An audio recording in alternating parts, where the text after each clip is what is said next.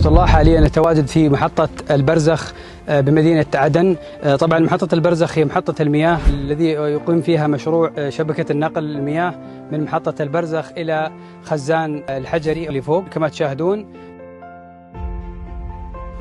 المشروع هذا مقدم من دولة الإمارات إلى أهالي عدن لدعم البنية التحتية، وهو ضمن أزمة المشاريع الأولى التي بدأ تنفيذها حاليا في عدن، وإن شاء الله هناك دعم لاحق للبنية التحتية لدعم عدن وأهالي عدن.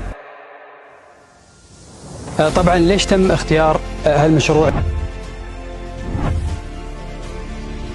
لأن مشروع استراتيجي، حيث تساهم شبكة النقل الجديدة من رفع جودة وكفاءة توزيع المياه في العاصمة عدن، ونقل المياه بقدرة عالية من محطة البرزخ إلى الخزان الحجري الذي يغذي مديريات صيرة والمعلى والتواهي وخرمكسر.